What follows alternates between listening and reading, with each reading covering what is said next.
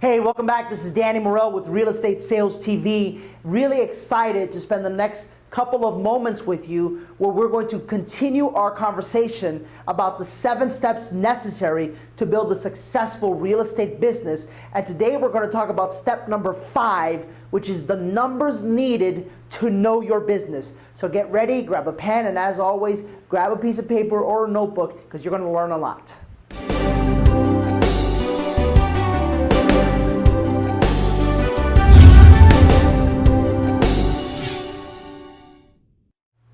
All right, so here we go. Just a quick, brief review. Hopefully, by now, you have gotten the importance of these videos. Step number 1, I think was the most inspiring, and I got the most messages from this video, which was decide to live by faith versus fear. Step number 2 is you got to decide what you want. Step number 3, you got to put a plan into place. Step number 4, you've got to decide to take massive action. And step number 5, and this one should be a pretty quick video because what I'm going to talk to you about today is the numbers necessary or the numbers that you need to know when you're building a real estate business, okay? Now, what I first want to do is I want to kind of share a story with all of you about my life and my career in business.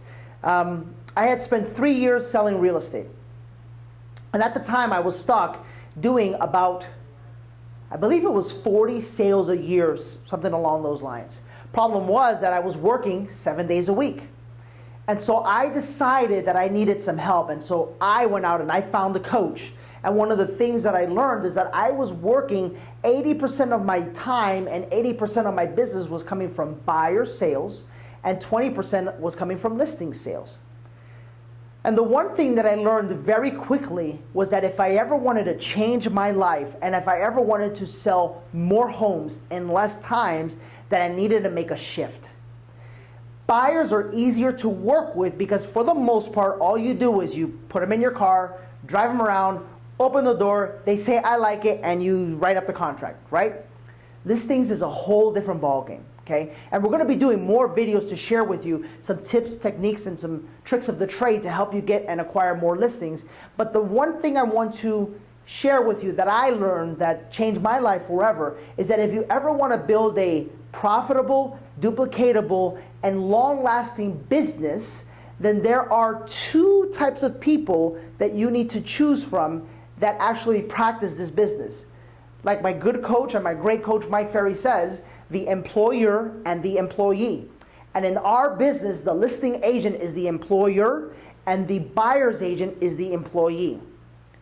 I don't know about you, but if you've had any job in corporate America, you know that the employer typically has a little bit more leverage. And that's where the thought of you selling more houses in less time comes from, is from you getting leverage. And you get leverage by acquiring listings. So what we're going to do right now is we're going to share with you the numbers that are necessary in order for you to have proper leverage and in order for you to truly understand how to get more listings and what happens whenever you take some steps or whenever you do some sort of activity. So the first one you need to know is hours prospected. Hours prospected, okay? And I absolutely love talking about prospecting. And here's why. For some strange reason, that's a hot topic. And for some strange reason, people don't like that topic. But I'll tell you the honest to God truth, and I'll share with you 2 examples. The first was myself. I used to get up, get in the office by 7 o'clock in the morning, get my leads ready, get on the phones by 8:15, not stop till 12 o'clock, and then I would walk out of the office for my first break, and everyone would just be showing up to the office, and they wondered why I outproduced everyone in my office 10 to 1. I prospected on a daily basis, every single day. Think about that for a second. Every business prospects. Every business does something to generate leads and to generate interest, right? Okay, great. Second thing is here in my office. We have about 65, 70 agents now in our company, and we are outproducing most offices here locally. I'll tell you why. Because we focus on teaching and training our agents how to take listings. Agents that are actually producing more than the ones that don't. Listen, I get it. You can put an ad on Zillow, you can put an ad on Yelp, you can put ads everywhere and sit and pray and wait for the phone to ring, or you can actually make something happen. And I know that that's not a popular statement to say, but it is, unfortunately or fortunately, however way you want to look at it, the honest to God truth. You gotta prospect, guys, if you want to do great in this business. So step number one, you need to focus on and you need to know how many hours you're prospecting, okay? Typically, if you're just getting started, start off with an hour a day, then bump it up to 2 hours, and then eventually you want to be doing 3 or more hours a day of prospecting. Number 2, contacts made. Contacts made.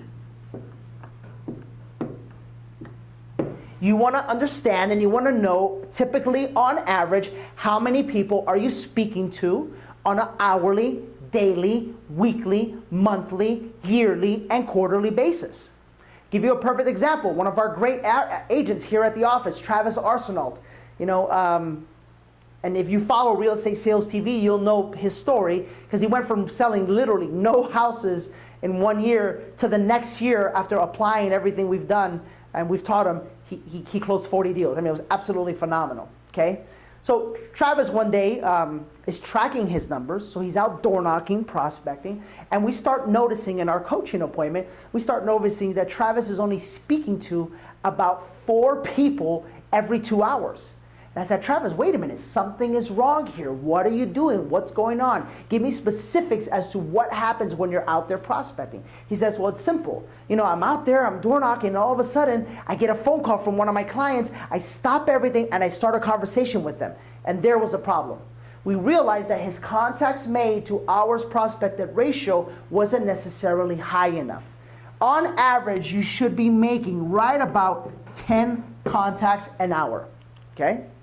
So those are the first 2, hours prospected to contacts made. And you need to understand the ratios. How do you do that? You take the amount of contacts you've made, you divide them by the hours of prospected and vice versa, and you can understand and start to get an idea of, over a quarterly and yearly basis, how many contacts you make per hour. Number 3, listing appointments gone on. Listing appointments gone on. This is very important, and I can't talk about this one without number 4, listings taken. Listings taken. I remember being so frustrated as an agent when I first decided to go out there and take listings. And the reason why I was so frustrated is because I started to quickly understand that it truly does take the ability to communicate effectively and the ability to be a great salesperson in order to take a lot of listings.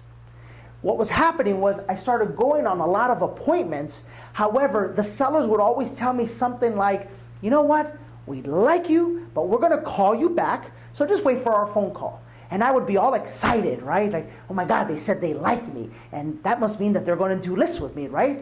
And I got a question for you. Guess what percentage of the people actually called me back? None. They never call you back. I'm going to call you back in real estate typically means you're not getting the listing. So I started noticing that I would go on 10 appointments and take 1 listing. Guys, your goal should be to take about 80% of the listings that you go on. That should be your goal, okay? And I was taking 10%. And that got me frustrated. And that led me to start taking role-playing and script work and neuro-linguistic programming and doing all of this stuff and getting more serious about it. Why? Because by the end of my career, I was taking 80 to 90% of the appointments that I went on, okay? So you need to know this stuff, guys. You need to know this stuff on a weekly, monthly, quarterly, and yearly basis. Now, here's a number that most people never really think of, and I want to share it with you. To me, I think it's the most important one. Listings taken to deals closed. Listings taken to deals closed. Okay, again, I know a lot of you work with buyers. Follow me here for a second. If you want a long-term, profitable, and duplicatable business, you're going to have to learn how to take some listings. And essentially, your goal should be that for every listing you take, you close a deal. Okay? For every listing you take, you close a deal. If you work with more buyers than usual, then the number will be higher than 1. For example, you take 10 listings, you close 10 deals for the year, whatever the case may be. If you work with more buyers than normal, then the number might be, for example, 1.25. If you work with less buyers, then the number will be closer to 1. If you take 10 listings and only 9 of them close, then essentially the number is 0.9. You get the picture? And that's how you start to develop a plan. Because if you can get that number, for example, close to 1, for every deal that you close or for every listing that you take means a deal closed, now you can do some damage. Because now you can move on to step number 5. And I've already talked to you, step number 6. And I've already spoken with you in detail about it. Step number 6 is you gotta make adjustments, guys. You gotta make adjustments based off the numbers. I gave you 2 examples over already. Stop right there. Now, once you have this information, now what you can do is you can start to make some adjustments. And that is step number 6, is make adjustments based on the numbers. That is when you truly become a business person. When you can use these numbers to make adjustments and prepare yourself to do better in your business. I already gave you one example. I gave you the example of my buddy Travis, where we realized that he wasn't making enough contacts for every hour that he prospected. He made the adjustments and literally tripled his business in the next 2 quarters because it took him 1 quarter to kind of build the momentum. I'll give you another example. Another example is a good friend of mine by the name of Gabriel Bolaños. And Gabriel, we started realizing that, second year in the business, first year closed 30 deals, second year is going to close about 30 to 40 deals, second year in the business, but the best part is it'll be 70% listings taken. That means more time, more deals, less money, okay? We started working in detail and tracking his numbers, and we started noticing that the first 2 quarters of the year, he was going on a lot of appointments, but he wasn't taking a lot of listings. And I know Gabriel, so I was able to coach him through this. And one of the things that we started realizing was that he wasn't closing hard enough on the appointment. It's the same problem that I was having. Guess what happened? He started focusing on that. He made an adjustment based off the numbers. And in essence, by the next quarter, his listings taken quadrupled, everybody. A lot of you are going on, or you may be going on a lot of appointments, but you're not being effective while you're on the appointment. So in recap, step number 5 is know the numbers. This is just a small portion of the numbers that, for example, I keep track of. If you want more, go ahead and just shoot me a message through Facebook or through Real Estate Sales TV, which is our YouTube channel. But for the most part, if you're not used to this stuff, you at least want to know these 4. Step number 6 is make adjustments based off the numbers, okay? Because when you're able to do those 2 things, listen, step number 1, decide to live by faith versus fear. That's up here. Step number 2, decide what you want. That's up here. Step number 3, decide to make a plan, right? Step number 4, take massive action. Step number 5 and 6, you become a business person. And as a business person, my friends, that's where you differentiate yourself from 80% of the competition. Because most people in our industry are honestly not looking at this thing like a business, and they're treating it like a hobby. And they're just winging it, hoping to get a deal. If you can master these numbers, if you can make adjustments based off your numbers, then you'll have a true business. And going into every single year, you will know exactly what it's going to take you to take a listing, exactly what it's going to take you to open a sale, and exactly what it's going to take you to close a deal. As always, I hope this was a informational video. I hope it was an eye-opener. If you have any questions, please just go ahead and place them below the video, or go ahead and message me. You can find us on Facebook at facebook.com/Real Estate Sales TV. And as always, guys, I hope you're thinking big, acting big, and expecting to receive big in your life. We'll see you next week, Wednesday at 1 o'clock. Bye-bye.